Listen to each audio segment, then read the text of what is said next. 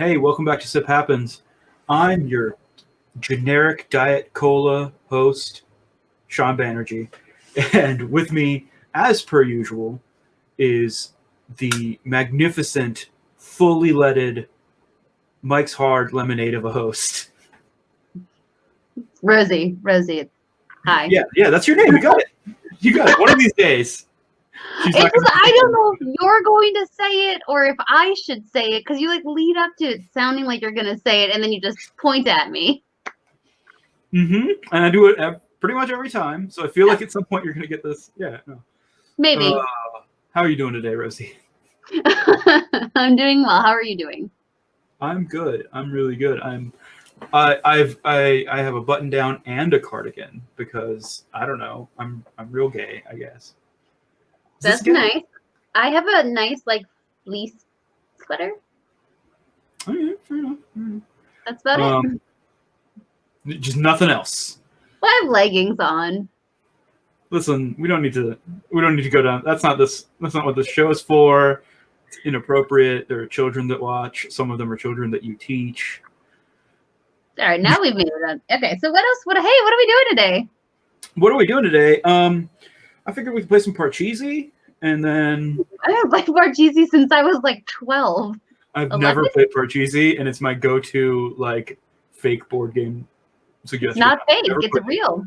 I mean, like fake in these moments of like we're clearly not gonna. We're gonna drink some tea, and we're gonna talk to a friend of mine, and a friend of yours, and a friend of yours, viewers, who is an excellent person.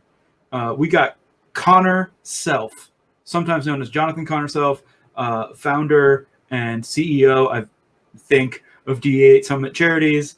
We're going to talk about May Days, which is 10 days of gaming for charity that's coming up here in a little bit. May? Is it coming up in May? It's actually somewhat in April and also in May, yes. And then we're going to talk about the beautiful work that he has done for Adventurers League. But before we get to that, are we going to do the tea thing? Yeah. Let's do the tea thing. Dryad. This one, I believe, if I remember correctly, we are drinking Golden Afternoon right now. We are drinking Golden Afternoon right now. I remembered. Sun-kissed fruits, sweet honeybush, perfect for a golden afternoon tea party. Try it hot or try it iced. Ooh. Enjoy the flavors and delight in a moment of relaxation in your day. That sounds nice. I do want a moment of relaxation. That sounds really good. Ingredients. We got rooibos tea. Rooibos? Sure. Honeybush, apple, rose hips, papaya, blackberries, raspberries, safflower, rose petals, blackberry leaves, strawberry pieces, hibiscus, and natural flavors. Best ingredient. How long are we going to steep this, and at what temperature? 200 degrees Fahrenheit or 93 Celsius, and 5 to 8 minutes. 5 to 8? That's so long. So long. How's it smell? I don't know. I have to open it. It's the hardest part. It is. Oh, it smells fruity. It smells like a fruit roll-up. Oh, but like the real ones, not the fake ones. Like the actual like fruit leathers you get. Mm-hmm. It smells like a fruit roll-up and granola and a little bit like wine to me. So it's going to be interesting. Maybe. All right, let's make this happen. Oh my god! Wow, there's like big things in it. There's like chunks. That's. I'm trying to put my. Okay, here. I'm gonna pull out this chunk. Stop it! I don't know how to steep this. It's so big. It's the whole thing. It's like a. I don't know if there's any tea in my diffuser or my infuser though. I don't know. That's an interesting chunk. I got some tea. I definitely have tea in mine. So everyone just remember that when we're reviewing later is I know how to pour tea into an infuser and Rosie does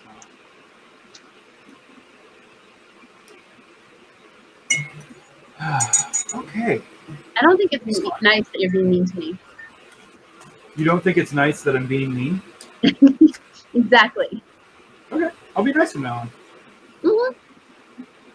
Great. Great. Hey, do we have a guest waiting? I mean, I think so. Okay, let's do that. Yeah, send a message over to our production intern, Steve, and let's get our guest in here. Okay, yeah. Steve. Intern Hi guest. Hello. Yes, Welcome can you to hit see you start two. captioning on your web captioner? Sorry? Can you hit start captioning on your web captioner for us? Happily. Yay! How about now? There you are. Hi, welcome to Sip Happens. Tell us about you. Oh, that's a big question. Oh, hi. Hi, everybody. My name is Connor Self. My pronouns are he, him. I am a RPG creative, professional dungeon master, charity guru, and mental health counselor in our public schools. And I'm super excited to be on this show. When I heard about the concept, I'm like, oh my goodness, that sounds so great. So I'm happy I get a chance to hang out and talk with you and drink some tea and share some positivity. Awesome. What tea are you drinking? Do you have tea with you? I do have tea with me. I wish I had something nearly as exotic. Y'all are like tea gurus, and I'm here to learn from you. I am drinking a tea that I enjoy quite a bit. It was a gift tea. It was purchased for me for the holidays this year. It is called Georgia Peach. It's a combination of black oolong and peach herbal teas. And when I take it, I usually take it with a spattering of cinnamon, just to flavor it, but also for cinnamon's medicinal properties. You know, that's one of the cool things about tea, right? Like, it tastes good, but you know, it's also good for you. And a lot of the drinks that people enjoy drinking, that's not always true. So That's Cinnamon is one of my favorite flavors. Yeah, and there's something about cinnamon in a caffeinated beverage that just really makes it pop. So Agreed. I'm Like laughing. I'm wearing a lot of. Oh, go ahead, go, Sean. You go. I'm laughing, and this is going to be like a behind the scenes laugh. So on the day that we're recording this comes out April 21st, right? Like, that's what we decided, right? So, audience members, if you remember a few weeks ago when we talked to Avon from Mentha Designs about their game, their teas hadn't been delivered yet. I just got a notification that their teas are here. Oh gosh, that was like 5 minutes ago. We finished an hour ago with that. Yes, but for you at home, it would be like 2 or 3 weeks. Anyway, sorry, Connor. It's okay. It's okay. We keep things pretty tight here. We're a very serious program. Totally. So, Connor, I'm going to ask you questions that I know the answers to. Tell us about D8 Summit charities. Multiple charities. Charities. Yes, charities. The teas is important, just like it is on your show. So D8 Summit Charities is it's a 501c3 a charity organization incorporated in the United States, and it is a gamer-facing charity. So what we do at D8 Summit is we help connect groups and events that put on gaming conventions, gaming events. We help them connect to quality local charities, and also provide additional support in that regard, because we have considerable resources at our discretion, and a lot of events may not necessarily know the fundraising elements, or they're not able to put into their events that piece that makes donations at their event tax deductible. And D8 Summit can connect with them in that way. So we're a 501c3 pass-through charity. What happens is we help those events raise money for charity. That money then is collected together and a check is written to the local charity of their choice. So if a local charity says, hey, we're interested in doing a fundraiser for the area homeless shelter, what sorts of things can you do to help us make this event gamer facing? Then that's what we do. And we do it by making the event as absolutely transparent as we can. We also don't maintain property or have a payroll for our organization, so the maximum donation goes through from that event to the charity in question. So it's a service that is sorely needed. People want to know that these events that they're going to, that money is going to the right place, that the maximum amount of money is going there, that the charity is a quality one, and we try to provide all of that to it. Plus, we get some pretty cool support and swag from some great groups, and we try to get that to the attendees of their events. And it's kind of nice for those charity events too, because they can focus in on just running the best event they can, and trust us to do that charity leg for them. That's awesome. It was something that was sorely needed. It's something that's still sorely needed. Local charities do a lot of the legwork in our society for helping people on the ground, and they often do it with very small budgets. And when events are trying to put something together, they want to make sure that their dollars make an impact, they make a difference. And the best way to do that is honestly through successfully funding local charities, where the most dollars get pushed through to the people that need them the most. And so we help people connect that way. That's very cool. Thank you. Oh, tastes delicious. Leaves room for Rosie to talk. Oh, I'm just listening. This is so cool.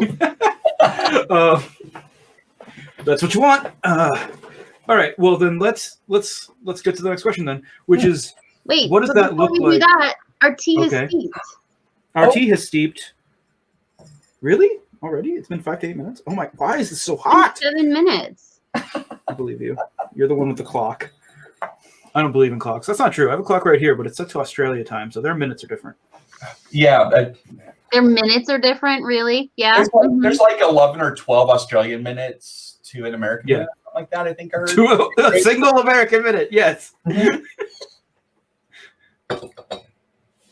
I'm rolling my eyes at you. Which one of us? Me or the guest, Rosie? You. Because either way, I support you. Right? I'm being nice. Okay. Is it that you're going to good cop, bad cop me now is what I'm getting. Yeah. So what is the work that D8 has been doing? How long has D8 been around? So unofficially, we've been around about 5-6 years. Okay. Now, officially, we were incorporated in 2019. So just last year, it feels like. Yeah, just last year it feels like, or 10 years ago it feels like, right? Yeah. Like it has been a COVID year, which time means nothing. We've been incorporated, like I said, since 2019 is when we were officially incorporated. But over that time, we've been raising money for great local charities, and the 501c3 status will help us touch even more lives in a positive way. So what does that look like in the last year? So now that things have gone ethereal, as some might call it. Yeah. So what it looks like. So last year, there are a couple amazing charity events out there, right? That really do some good. One of those is our annual event, the D8 Summit, the D8 Summit Charity Convention. But there's also Save versus Hunger in Knoxville, Tennessee. They year after year raise great money for Second Harvest Food Bank of Eastern Tennessee, and just done great things. Well, both of our events got canceled. They're roughly at the same time, that April window, and they're both canceled last year because of COVID. COVID was just out. It just broke out. We both made the decision, I want to say in March, to cancel our events, which stinks, when you're doing it like a month and a half before the actual event is to happen. And we're like, well, we don't want to leave these charities in a lurch, because here's the thing that maybe listeners don't, maybe they don't know or they haven't thought about. At this time, there are some charities out there that need the money more than ever, like more than ever. But because budgets, like state and local budgets, are trying to balance with less tax revenue, they're getting less funding from the government, which already was, not providing adequate funding for some great charities out there. And so every donation means more, but they're finding themselves out of work. And so not only do they have less money to donate, they need the services more than ever. Homelessness and hunger they're running rampant right now across society, and it is not getting better, folks. It really is not.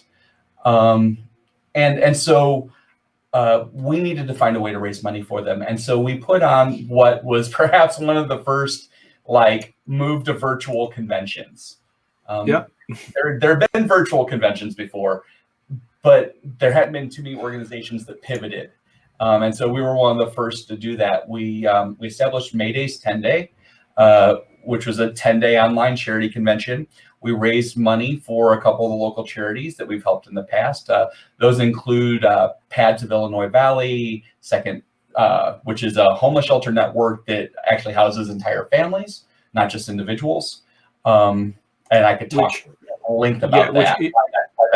If you don't know about how homeless shelters work and how the myriad of ways they are underfunded and structured in not great situations for a lot of people, take a look at that. It's way more than we can get into here, but a network that houses whole families is rare and vital. Absolutely. If you care, especially if you care about families and about children, it's a profound difference. And so we D8 Summit has raised money for that group for several years. And Second Harvest, that Save versus Hunger has been raising money for. We just said, hey, y'all's convention are canceled. Our convention's canceled. Let's try to figure this thing out together and see what we can do for them. And pivoting to something that didn't exist before, we were able to raise just about 10 grand for charities. And I mean, it's super awesome. And so we were able to write checks with some other smaller fundraisers, about 12 or 13 grand last year. D8 Summit was able to do. And like I said, that's money that's needed now more than ever. And so your attendance at events like D8 Summit, it really, really makes a difference for the homeless and the hungry out there. So we appreciate. Well, I mean, it sounds Mayday's 10 days last year. So that sounds like it was awesome. It's too bad you're not doing anything like that this year, though.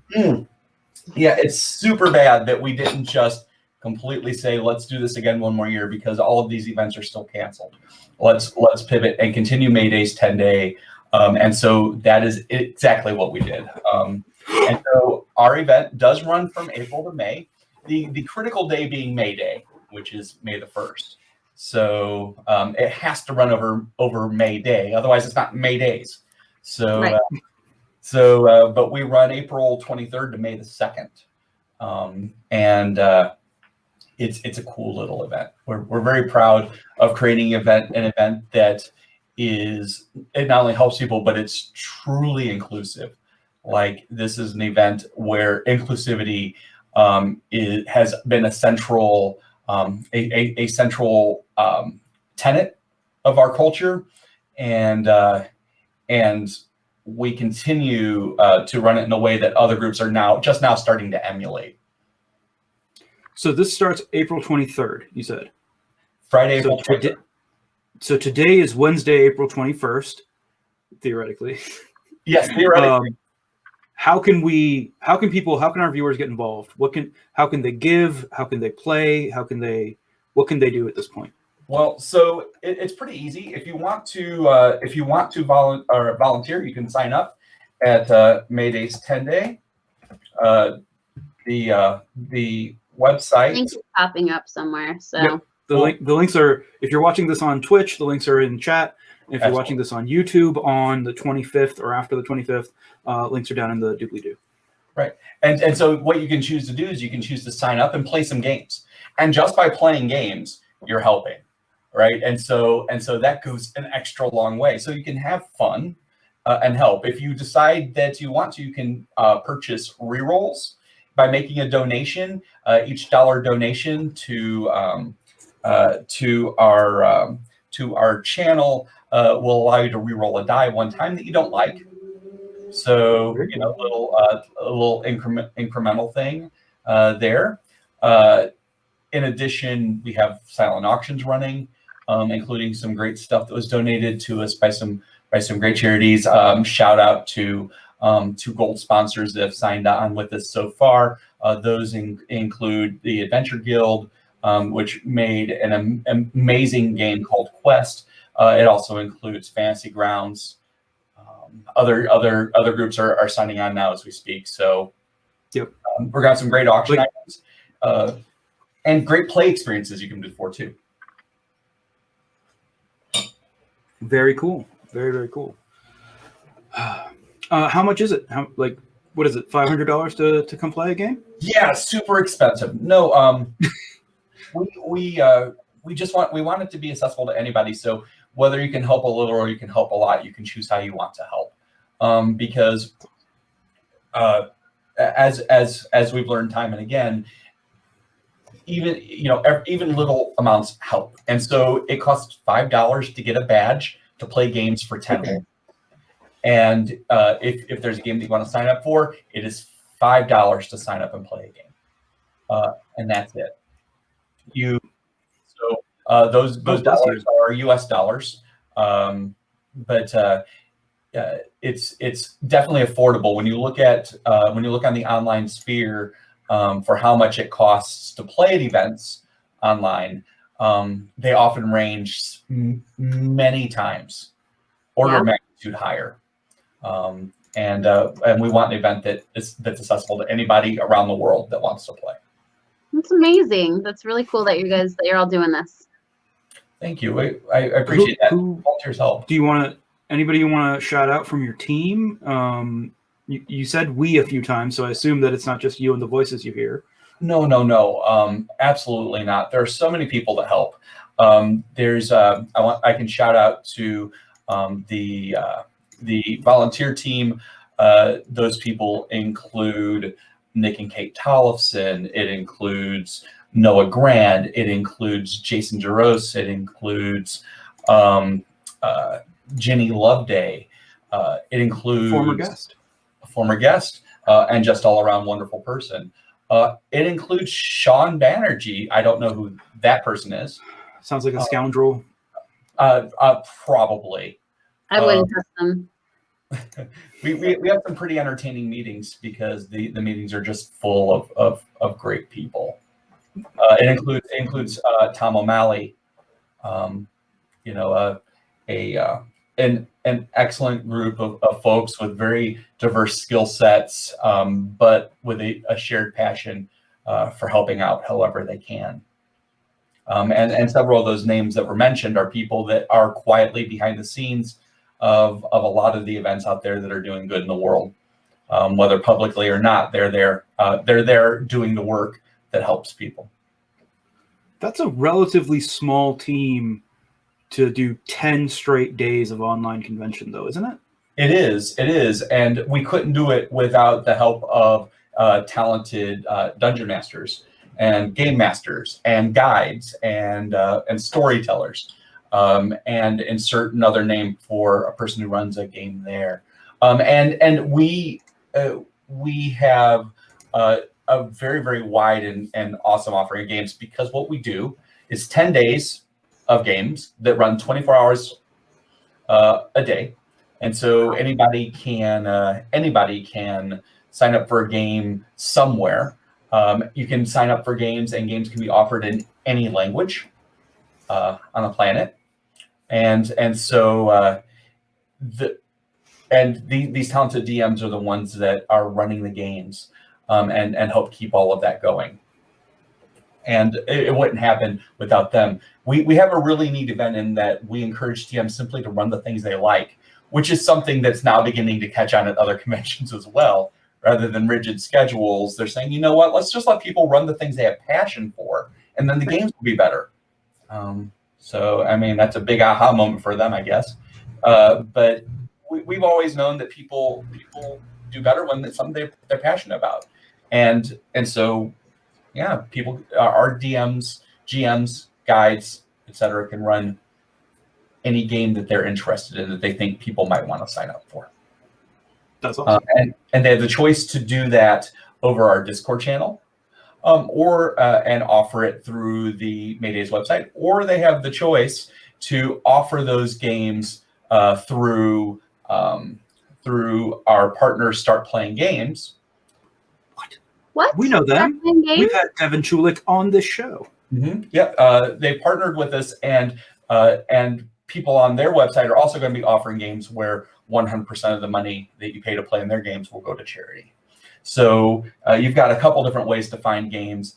All of the money goes back to the people that need it most, and you can feel pretty good about that. Maybe even playing some auctions and win some great prizes. I have this annoying habit where if we do really good raising money in a day, I like to throw like streams where we play Jackbox. You know, I'm always like setting like some sort of thing. Hey, if we can raise this much money today, I'm going to host a Jackbox stream between these hours, and you can sign on and play and laugh and drink the tea or other beverage of your choice and just, you know, relax with us. And we've done that a few times too, and it's pretty fun. Very cool. That sounds really fun. Thank you. So let's get away from what a good person you are and all the nice work you do, and get into some more selfish territory. You have written for Adventurers League. I must regretfully inform you that I have written for Adventurers League. We love you, Adventurers League. Amy, please don't hate us. Alan, we've had like 2 of them. I love writing for Adventurers League. Most of my work has been for Adventurers League. I like what Adventurers League does for our community. And if you are not a person who is aware of that, I can tell you that Adventurers League is a very public-facing variety of Dungeons and Dragons. They play with a pretty solid raw rule set, so you don't see a lot of homebrew stuff in it. And they have a few campaign rules, but those rules that people play by allow you to play a truly transnational campaign. And so it's a worldwide experience that people can enjoy anywhere. I've had the opportunity to meet and play with wonderful players from 6 out of 7 continents. Wow. I'm assuming is the continent you've missed. Yeah, Antarctica. Antarctica is not it. I've never played with anybody from South America. How odd. And so what it does though is it creates a way for people just to enter the game and learn it with other people.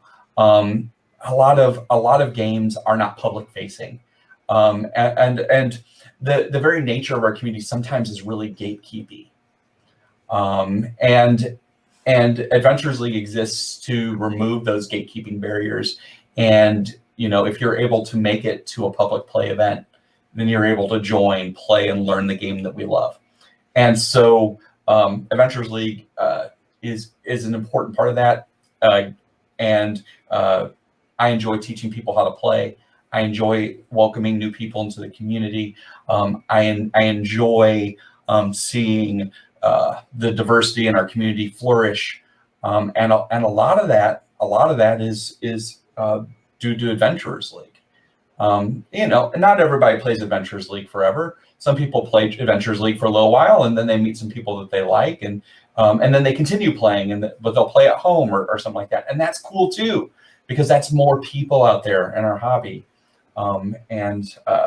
Stories that I write, if they can help bring people in to this hobby, particularly diverse voices that need more representation in our community, then I'm all game for it. So I will write for Adventures League as long as they will have me. What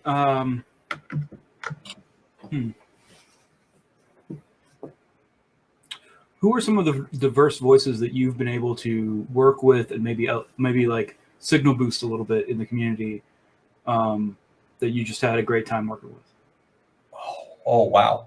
So I've had worked with some great people. Oh my goodness. If you forget any of them, they'll be super offended. I know, right? Thanks.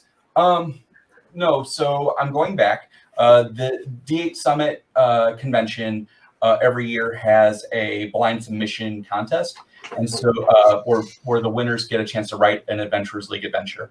And so we found that if we run blind submission contests, then people from underrepresented communities often win because, surprise, surprise, when you remove considerations of skin color and gender and sexual orientation from the mix, individuals from those communities see greater representation. And so we've had an opportunity to work with some great people from diverse communities in terms of gender, age, ethnicity, race, sexual orientation. It's been a wonderful time. And so some of the voices, some of the people that I've worked with include Marcelo Velasquez. It includes Ayana Jones Lightsey. It includes a former guest. There you go. Future guest. Yeah. Yeah, she wrote one of her first adventures for the D8 Summit. It includes, so I'm going back and trying to remember because there's so many. I've worked with Noah Grand. I've worked with on adventures for our events. I've worked with. I'm so bad at this. It's okay. I'll put you on the spot. It's okay. Yeah, no. Yeah. Rosie's has to be nice to her, so the meanness has to go somewhere. So those of you that know me know that if I'm put on the spot for names, I immediately freeze up and can't remember any of them. So I would like to thank the hosts of this podcast. It's a Twitch show. Is that a podcast? I don't know. I guess we could make it a podcast. But seriously though, if I didn't mention you, know that I'm seeing your face in my head, and I care for you in my heart. It's just I can't come up with names on the spot like that. My brain just shuts down. This is what you get for being so. This is what you get for being so prolific as an author. See, if you'd only worked on like one or two things, it wouldn't be as hard. Speaking of things you've worked on, and speaking of people who Ian Pace, Ethan Yen. There's two more names. I'll keep going as they come to me. Keep happening. You recently had a epic go up on DM's Guild, right? I did. And you wrote that all by yourself. Yeah, plus or minus. No. I worked with the incredibly talented Jenny Loveday. She is a former guest and of your show. But O'Connor's just like, I know your spiels right now. I know what's going on. No. I automatically pitch things. I don't get paid by any of these people, y'all. That's true. I just love the positivity in the community and want to see it keep going. No, there's I've worked with Jenny Loveday. We together wrote a story about the horrors of war, the importance of coming together, and a story that humanizes an enemy that's very easy to dehumanize. And so there's a very, very stark distinction there between the enemy that you're fighting, and what we did was we intentionally dehumanized them by making them not human. But we wanted that incredibly stark comparison. If you get a chance to experience it, I hope you delve a little bit deeper into it, and see some of those central themes in there. I do this thing in my writing where I go for some pretty cerebral, real things that are maybe happening in society, or things that need discussion, or situations that we should think more about. That adventure. Friends. We should be friends. We should be. Almost like you should write something together. Because as you're saying this, the campaign that I'm running for my students is all about like racism and what we're taught in school, and like how the history we're taught might not be exactly the real history that happens. Sean edited an adventure for me where that's one of the central themes. King available on DM's Guild. It's actively anti-racist. We wanted to rewrite some of the racist narratives in Dungeons and Dragons so that people understand that a lot of the racism that exists isn't real. It's something that people made, and they need to understand that that the people that they are hating in these games often are victims of misrepresentations or falsehoods, and so that they actively have to dismantle racism that might exist in the games that they play, and maybe in the future include less of it. Oh my gosh, we need to talk about this in more detail, because that's like the whole campaign is about orcs and how they got pushed up to the northern mountains because the elves like wanted their space, and then we're like, well, they're murderers, so like that's why we moved them up there. But then that's not really the whole story. And my kids are if you're watching this right now, just turn it off, kids, because don't want you to learn anything you don't know yet. That sounds really awesome, Rosie. Oh my gosh, this is so cool. I'll have to check out your adventure, which I now see in Sean's web captioner information. Yeah. I have web captioner minimized so that it doesn't distract me like it usually does, but I'm very curious as to how it's spelled Obold. Obould. Oh my goodness. Obold, right? Yeah. Nailed it. It's not doing the possessive, but amazing. Can't spell Sean. But it can. It just can't spell it the way you want it to. Yeah, the right way. It gets energy too. It gets that, yeah. Yeah, I'm super impressed by it. It doesn't get Shomojit. Show more teeth. Show more teeth again. Every time. Anyways. We should make a segment that's just, what does web captioner think we're saying? where people can submit phrases that they think web captioner isn't going to be able to deal with. Cool. Yeah. That's two segments today that we have created. Yep. In addition to the other 2 or 3 we already had, plus the show we're running now. Spin-off shows. This is a segment in this show. Okay. This is like a game we can play. So tweet what you think web captioner isn't going to be able to pick up. Make sure, keep it PG. Tweet at us at SipHappens2, number 2. Roman numeral? No, not Roman numeral. You're a teacher. What are they? Latin numerals? Arabic numerals? Arabic numerals for standard 0 to 9. Yeah. So Arabic numeral 2. I feel like I should have known that without having. Cool. I think that's amazing, Connor. No, thank you. It's not just me. There are some wonderful people that have done a lot of heavy lifting to get these ideas out into the space, and I am just one person among many. And I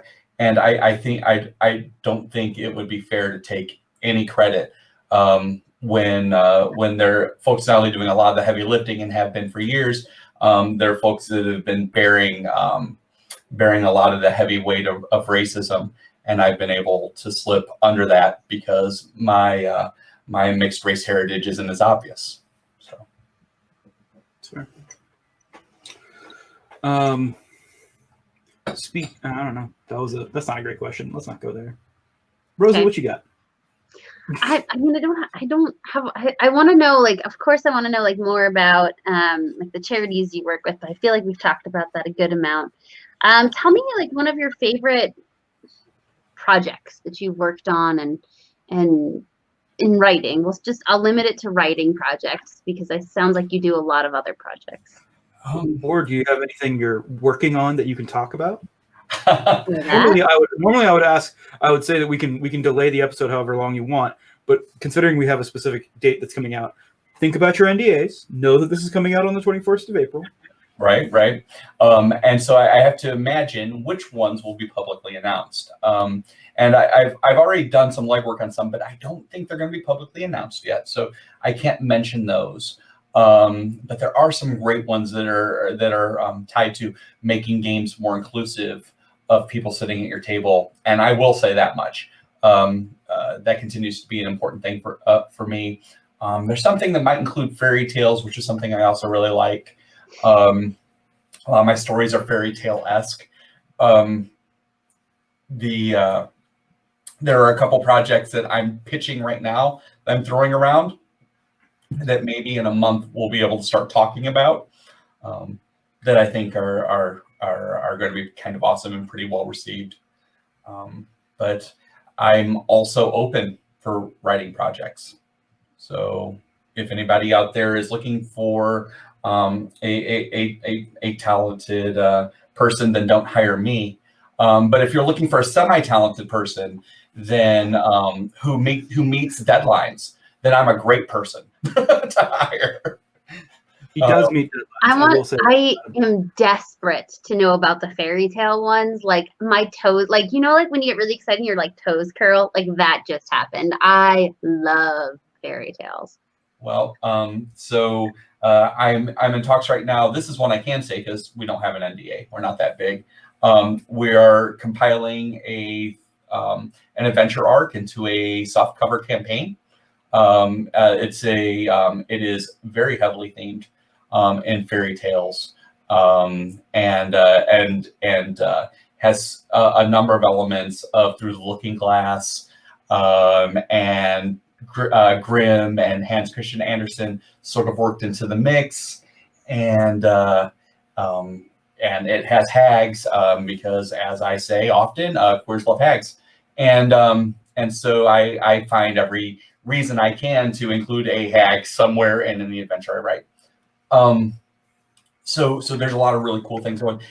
Getting that together would be, I think, a lot of fun, because I think people out there are clamoring for adventure arcs that have to deal with fairies and the Feywild, and this could fill that hole for months for an adventuring group, for a group of players.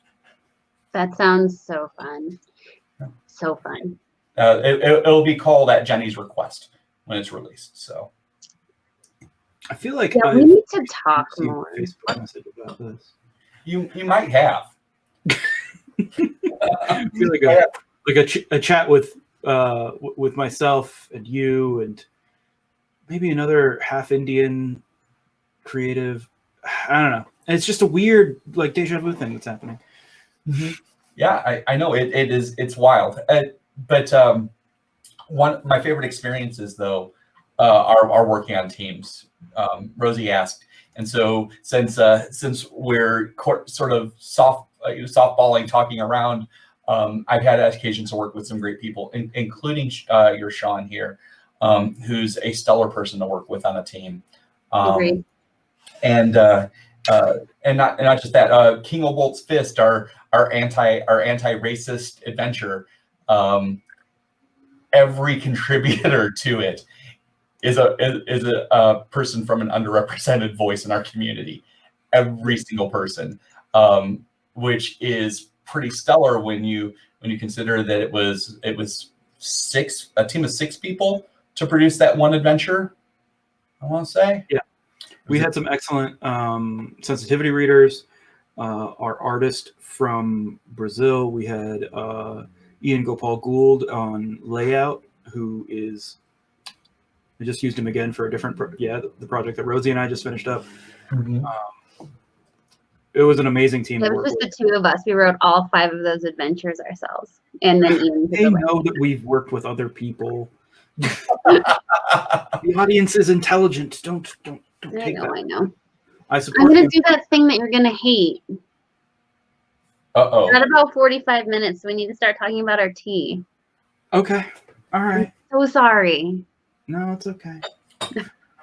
Connor, we're gonna have you back on and talk more about projects after like NDA timelines pass. And Oh my goodness, yes, because some of them are just really that awesome. Yeah, anytime. All right, Connor, what do you think of your? Oh, I could give you the. Yep. Yeah. It was like 3 or 4 sentences that all. So Connor, we have a 0 to 5 star scale. 0 to 5 star scale that we like to rate things here on. 0 stars, bad. Would recommend against. My last few sentences, 0 stars. 1 star. 1 star, fine. Would not order. Would drink to be polite. 2 stars, below average. Would drink, wouldn't buy.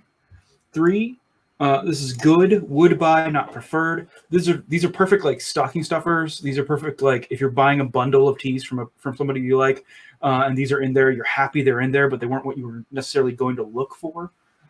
Most of our teas should end up being in the 3 range. 4 is great. We'll definitely order again at some point. And then 5 is awesome. Must keep on hand. I'm going to go order more of this right now because I'm out of it. All of that makes sense? Oh. Good. All right. So, Connor, what do you think about the tea that you're drinking? So the tea, it's a little tart. It's got a little bit of a fruity hint and a bite that you would get from a black oolong tea that's brewed hot. The cinnamon makes it taste a little bit warmer. As far as general flavor, I would probably rate it a 3 star, meaning it's all right.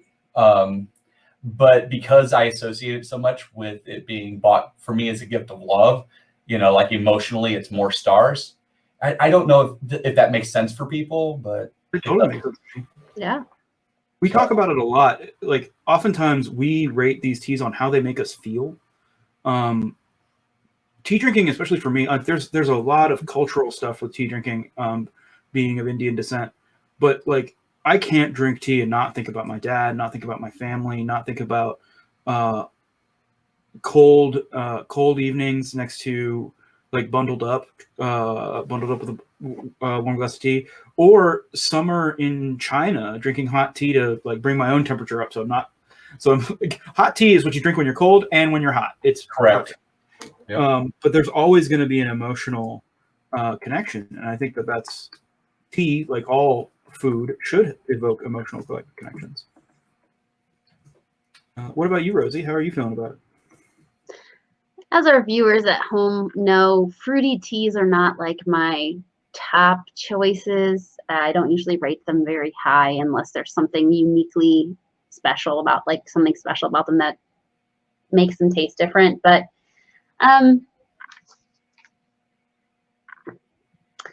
there are so many ingredients in this that I don't taste any of them, if that makes sense to me. Like, I don't taste anything specific when I'm drinking this. I taste, and maybe it's the combination, like maybe I didn't get enough of something. There was a lot of different ingredients in this little packet.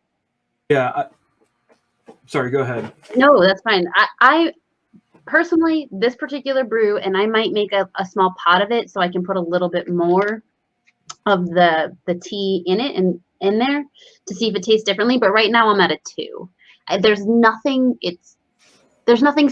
special about it. It just tastes like a bunch of tart fruit that's hot, like that's just like hot juice, like I put in the microwave or something right now.